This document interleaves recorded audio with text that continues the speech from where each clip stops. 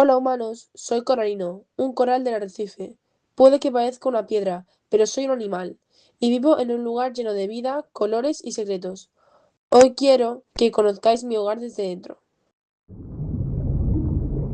Mi casa, el arrecife, es un ecosistema. En un ecosistema convivimos dos tipos de elementos. Los seres vivos, como los peces, algas, tortugas, crustáceos y yo, a esto lo llamamos biocenosis. ¡Ay! ¡Qué susto, Pico! Ja, ja, ja. Las cosas que no están vivas, como la luz o el agua, la sal, la temperatura o las rocas, esto es el biotopo. Estos factores influyen en nosotros y determinan cómo podemos vivir. ¡Ay! ¡Hola, Tura! Como veis, en nuestro ecosistema viven una gran variedad de animales. Hola, según estos factores cambian demasiado, todo el ecosistema se desequilibra. Y la biocenosis, los seres vivos que vivimos aquí formando distintos niveles. Yo soy un individuo. Mi grupo de corales parecidos a mí es una población.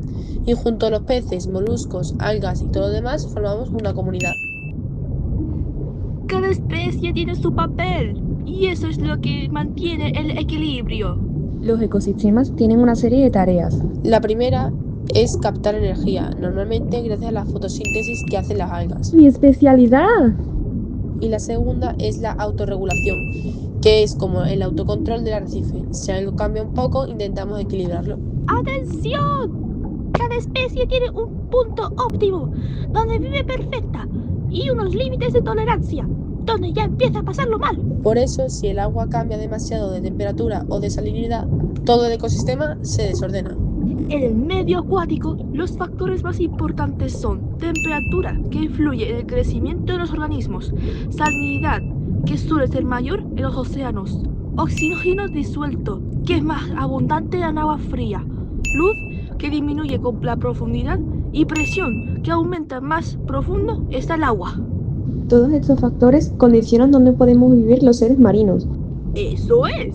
La vida en el arrecife no es solo cuestión de temperatura o luz, también son las relaciones que tenemos entre nosotros, los seres vivos. Relaciones, claro. Hay dos tipos de relaciones entre los que formamos la biocenosis. Relaciones intraespecíficas, las que se dan entre individuos de la misma especie, como mi familia de peces payasos compitiendo por el mejor refugio en las anémonas, o cuando formamos una colonia. Es clave para sobrevivir. Yo conozco algunas. Competencia ocurre cuando dos especies, como el tiburón y yo, buscamos el mismo recurso como un pez pequeño, la más rápida gana. Depredación es cuando una especie se alimenta de otra. Yo tengo que estar muy atento para no ser el almuerzo de un pez más grande. Parasitismo, un organismo, el parásito, vive a costa de otro, el hospedador, causándole daño. A veces veo bichos pequeños apegados a los peces. También hay relaciones donde nos ayudamos. Comensalismo. Una especie se beneficia mientras que la otra ni la ve ni la viene. Por ejemplo, cuando los peces remoras viajan con el tiburón. Mutualismo. Esta es mi favorita. Ambas especies salimos beneficiadas. Mis amigas las algas que viven dentro de mí me dan alimento con su fotosíntesis y yo les doy un lugar seguro donde vivir. No podríamos vivir el uno sin el otro. Hablando de alimentarse, eso nos lleva a las relaciones tróficas.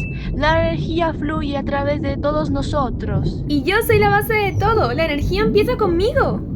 Así es, la energía del sol es capturada por los organismos que pueden hacer la fotosíntesis, como nuestra doctora alga. A ellos les llamamos productores. A partir de ahí, la energía pasa por distintos niveles tróficos. Consumidores primarios suelen ser los herbívoros. Comen productores, como los peces que mordisquean mis algas. Consumidores secundarios, que suelen ser carnívoros, comen consumidores primarios. Y los consumidores terciarios o cuaternarios comen otros carnívoros, los grandes depredadores del arrecife. Y por supuesto, no olvidemos los descomponedores. Ellos se encargan de reciclar la materia orgánica muerta y devolver los nutrientes al ecosistema. Cierran el ciclo. Y hablando de materia, ¿qué pasa con ella? Ya que no se gastan, simplemente se reciclan. Claro, los ciclos biogeoquímicos son los que transfieren los elementos químicos esenciales para la vida entre los seres vivos y los componentes no vivos del ecosistema. El dióxido de carbono es captado por los productores, como nuestra amiga la doctora alga, mediante la fotosíntesis para formar materia orgánica. Es como la base de nuestra pirámide alimenticia. Nosotros, los consumidores, obtenemos el carbono al alimentar nuestros organismos, y tanto los productores como los consumidores liberamos CO2 a la atmósfera o al agua mediante la respiración. Aquí entran en juego las bacterias, se encargan de los procesos claves, como la fijación biológica, transforman el nitrógeno atmosférico en compuestos que las plantas pueden usar. Amonificación, descomponedores transforman la materia orgánica nitrogenada en amonio. Nitrificación, bacterias nitrificantes convierten el amonio en nitritos y luego en nitratos. Desnitrificación, otras bacterias transforman los nitratos de nuevo en nitrógeno gaseoso, que vuelven a la atmósfera. Como mencionamos antes, el arrecife tiene capacidad de autorregulación, es decir, mecanismos que mantienen el equilibrio si hay pequeños cambios. Pero si los cambios son muy grandes o persistentes, el ecosistema puede cambiar profundamente a lo largo del tiempo. A esto lo llamamos sucesión ecológica. Hay dos tipos principales de sucesiones. Sucesiones primarias comienzan en un ambiente sin vida y terminan con la formación del suelo y una comunidad clímax. Realmente son muy lentas. Sucesiones secundarias ocurre cuando una comunidad ya existe, es destruida, pero el suelo y los nutrientes base persisten. Es un proceso más rápido. Todo nuestro arrecife está bajo la influencia del clima, que es el estado medio de los elementos meteorológicos. Y la atmósfera es clave para el clima. Es la capa de gases que envuelve la Tierra. La atmósfera tiene funciones vitales. Función protectora. La capa de ozono y la ionosfera filtran la radiación ultravioleta dañina. Función reguladora. Los gases como el CO2 y el vapor del agua son responsables del efecto invernadero natural, que atrapa el calor y mantiene la temperatura de la Tierra adecuada para la vida. Hay cambios en el clima que son de origen natural, como el factor astronómico. Por ejemplo, la forma de órbita terrestre varía, la oblicuidad e inclinación del eje de rotación o el movimiento de precisión, que modifica la cantidad de radiación solar que recibimos y altera las estaciones. También tenemos factores geológicos, como las erupciones volcánicas, que liberan gases y partículas y pueden causar numerosos daños, o la debilidad continental, que el movimiento de los continentes cambia la circulación oceánica, alterando el clima global. Y por último, los factores biológicos. La actividad de los seres vivos puede afectar el dióxido de carbono, influyendo en el clima. El gran problema actual es el calentamiento global, causado por el aumento de efecto invernadero debido a las actividades de los humanos. Sí, y hemos incrementado la emisión de gases de efecto invernadero, como dióxido de carbono, el metano u óxido de nitrógeno. Y ya tiene efectos adversos: ecológico, deshielos glaciares; meteorológico, aumento de la temperatura; y sociales y económicos, debido a la destrucción de la productividad agrícola. Para proteger mi arrecife y todo el planeta necesitamos un cambio grande hacia el desarrollo sostenible. Para lograr esto, se han definido los Objetivos de Desarrollo Sostenible. Son 17 objetivos globales para el año 2030, como el fin de la pobreza, agua limpia y saneamiento, y acción por el clima.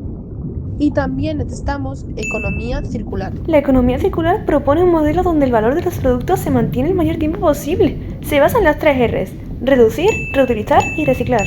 Y muchos de nuestros problemas vienen de la economía lineal, que consiste en extraer, producir, consumir y desechar. Debemos hacer un esfuerzo para cambiarlo y lograr esa economía circular a la que tanto aspiramos. Exacto, para eso existen los indicadores de sostenibilidad. Uno de los indicadores más importantes es la huella ecológica. Mide cuánta superficie del planeta necesitamos para producir lo que consumimos, aunque aparece un grave problema cuando es mayor que la biocapacidad. La biocapacidad es la capacidad de la Tierra para regenerar recursos y absorber residuos. Si gastáis más de lo que el planeta puede regenerar, estamos en un déficit ecológico. Otra huella muy peligrosa para mí es la huella de carbono. Mide la cantidad total de gases de efecto invernadero, sobre todo de dióxido de carbono, que genera una persona, producto o actividad. Y también es importante la reducción de desperdicio de alimentos. Hablamos de desperdiciar. Hay un recurso que vosotros humanos necesitáis desesperadamente, aunque yo viva rodeado de él. Así es, el agua, y el problema es que está muy mal repartida. Hay regiones con sequías terribles o con inundaciones. Por eso es vital la gestión de los recursos hídricos.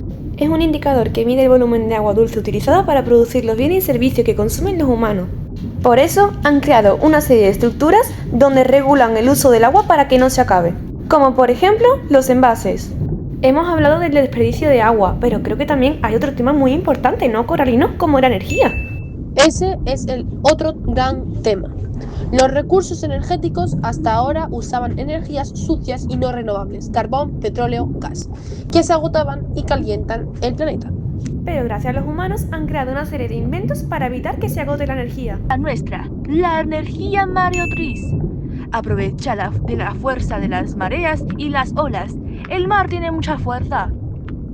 Pero el peor enemigo del arrecife tiene un nombre: plásticos. Así es, son polímeros, cadenas de moléculas a las que añaden aditivos para darles color o resistencia. El problema es que entre 5 y 13 millones de toneladas acaban en el mar cada año. Y lo malo es que el plástico se rompe en trocitos. Primero son macroplásticos, luego se rompen en microplásticos, y al final hay nanoplásticos, que son tan pequeños que pueden entrar en las células. Ese es el peligro. Entra en la cadena trófica. Tú te comes el plástico, el atún te come a ti. Y el humano se come el atún. Al final, todos comen plástico. Así es, por eso, humanos, os pedimos ayuda. No uséis plásticos de un solo uso. Reciclad vuestros aparatos electrónicos y recordad que cada cosa que tiráis puede acabar en mi salón. El mar no es un vertedero, es nuestro hogar. Si cambiáis vuestros hábitos, hoy, mañana, seguiremos aquí, llenos de color y vida, esperando vuestra visita. Hasta pronto, humanos.